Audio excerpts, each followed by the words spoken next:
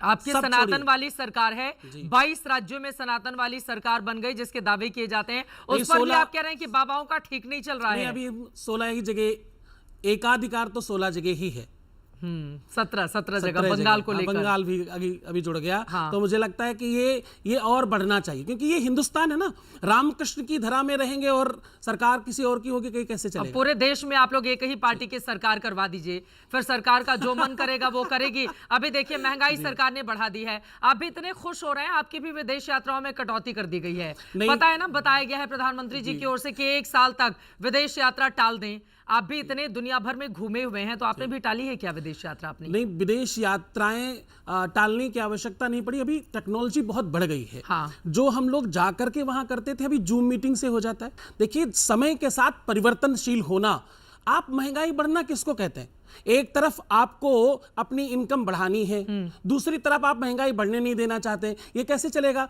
आप किसान का गेहूं कितने रुपए में खरीदना चाहते हैं और कितने सालों तक उतने में खरीदना चाहते हैं? तो देखिए, ये तो आप एक लाइन को छोटा करने के लिए दूसरी बड़ी क्यों नहीं खींच लेते? आप इनकम बढ़ाइए। आ गए मोदी जी का बचाव करने के लिए बाबा जी। अब महंगाई पर भी आप कह रहे हैं कि नहीं बहुत अच्छा काम किया गया है। नहीं, देशभक्ति है महंगाई बढ़ाना। नहीं, देशभक्ति ये नहीं है। देशभक्ति आपका परिचय है। आज आप कितने पैसे लेती हैं यहाँ? मैं बता नहीं सकती। आप फुकट में महिलाओं से ना उनकी उम्र पूछी जाती है गुरुजी, और ना ही उनके इनकम पूछे जाते हैं आजकल। मैं तो देखो 2 बातें कहता हूँ। हमेशा आपकी दक्षता बड़ी होनी चाहिए। बिल्कुल। आप जब बड़े होंगे तो अपने आप सब छोटा लगेगा। आम आदमी की जेब खाली हो रही है, बाबा जी कह रहे हैं महंगाई नहीं है। आम आदमी को बड़ा क्यों नहीं बनाना चाहते आप? वो पुरानी फिल्मों वाला आप डायलॉग क्यों कंटिन्यू करना चाहते हैं कि जो अमीर है वो बदमाश है और जो गरीब है वो हीरो है? अब तो पश्चिम बंगाल में आ गई है भारतीय जनता पार्टी की सरकार, तो आप लोग भी मिठाई बांट रहे हैं। बताइए, मतलब राजनेताओं को जो काम करना चाहिए, बाबा जी लोग अब मिठाई खिला रहे हैं लोगों को। बाबा जी इसलिए कर रहे हैं कि बाबा जी के बच्चे परेशान थे। बेटियां घर से निकल नहीं सकती, बच्चे अपना अभिव्यक्ति नहीं कर सकते, श्री राम बोलने पर काट दिया जाएगा, आप अपने धर्म का पालन नहीं कर सकते। तो देखिए, पिछले आजादी के बाद से अभी तक पश्चिम बंगाल बेस्ट था। बेस्ट समझते हैं आप? जो बेकार हो, अब बेस्ट हुआ है, क्योंकि आप पूरे के पूरे जो पूर्वी भारत है, जिसको आप नॉर्थ ईस्ट कहते हैं, वो 7 सिस्टर्स जिसे आप कहते हैं ना, वो सब वहीं से प्रभावित होता है। और ये देश की अस्मिता का सवाल है। ये केवल भारतीय जनता पार्टी की जीत नहीं है, ये किसी पार्टी की बात नहीं कर रहे हैं हम लोग सनातन के संदर्भ में बात कर रहे हैं। आज देखिए, सरकार बनते ही गाय के ऊपर, गौ माता के लिए हमने कुछ सुना, कानों में सुनाई पड़ी बात। कानों में सुनाई पड़ रही है ना, रोक तो नहीं लग रही है गौ हत्या पर। ये प्रारंभ है, आगाज है। आप लोग भी राजनीतिक होते जा रहे हैं, बाबा लोग राजनीतिक होते जा रहे हैं। बाबाओं को तो होना ही चाहिए, हमने सर्वस्व छोड़ा है। आप बताइए, अगर आज हमारे कुल का एक सदस्य प्रदेश का मुखिया है, उसके ना आगे कोई है ना कोई पीछे है, वो करेगा क्या पैसों का? वो तो धन लेकर कहीं नहीं जा रहे, वो तो अपना कुल खानदान के लोगों को ला करके तो सीट पर नहीं बिठा रहे। मैं आपको ये लिख कर देता हूं, 2027 से आगे 50 साल तक आप कंटिन्यू रखिएगा।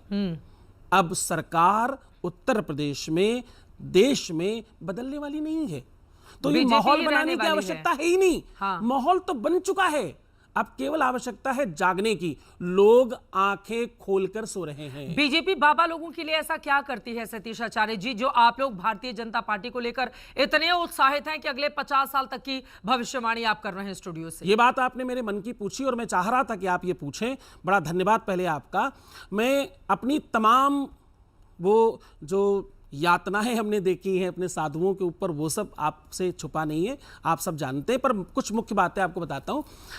मैं राजस्थान था जी, कांग्रेस के मुख्यमंत्री जी, हम उनको आवाहित करने बुलाने के लिए आमंत्रित करने गए कि हमारी कथा है, आप भी आए। अशोक गहलोत थे? तमाम, हाँ, अशोक गहलोत जी थे। हमने तमाम लोग आएंगे, आपका ही फायदा होएगा। हम तो बिना पैसों के, आप रैली में बुलाओगे तो पैसे लगेंगे, खाना खर्चा देना पड़ेगा, यहाँ तो मुफ्त में आपको रैली मिल रही। और हमारी कथा में आपको बता दूं 50,000 लाख लोग आते हैं, बिल्कुल, तो आपको तो मुफ्त में मिल रहा था। साहब, मैं उस पूरे जहां पर सब लोग बैठे थे वहां मैं भी बैठा था। वो आए तो सबसे पहले मुझे मिलना चाहिए था, क्योंकि मैं सामने था, मैं संत था इसलिए नहीं, मैं सामने था तो मुझे मिल सकते थे। उन्होंने देखा और इधर घूमकर पूरा चक्कर काट कर आए। तो मैंने मन में सोचा कि हो सकता है कि ये अब सबसे मिल लेंगे, मुझे एकांत में अच्छे से मिलना चाह रहे होंगे। सबसे मिलने के बाद बोलते हैं जी बताइए क्या क्या सेवा करूं मैं आपकी, क्या काम है। तो मैंने कहा देखो साहब टेंडर तो हमें चाहिए नहीं, हम तो धर्म के प्रचार के लिए आए, आपके प्रदेश में भगवान की बड़ी कृपा है, आप भी आइए, मैं बहुत व्यस्त हूं और बहुत मुश्किल होगा, धन्यवाद, पर्चा पकड़ा के आगे चल लिए। तो आज आप किसी भी प्रदेश में जाइए और मेरे कहने से किसी भी, क्योंकि बाबा जी को आप लेके जाइएगा साथ में, कोई मुख्यमंत्री भगवा देखकर, संत देखकर, अरे इस रामकृष्ण की धरा पर हम क्या मांगते हैं आपसे? हम भोजन मांग रहे हैं आपसे, हम पैसे मांग रहे हैं आपसे, हम चंदा मांग रहे हैं आपसे, हम भी वोटर हैं आपके, हमने भी, हम और हमारे तमाम लोग, हमने कांग्रेस को वोट नहीं दिया क्या? हमने सपा को वोट नहीं दिया क्या? हमने बसपा को वोट नहीं दिया क्या? हाथी नहीं गणेश है, ब्रह्मा विष्णु महेश है, हाँ? बीएसपी का उसके पहले जबकि हमने अपनी बदनामी, अपनी बेइज्जती भी करवाई, वो तिलक तराजू और तलवार, इनके जूते मारो 4, तो हम तो जूते खा करके भी हमने वोट दिया, तब तो कोई नहीं कह रहा बाबा जी ऐसा कर रहे हैं।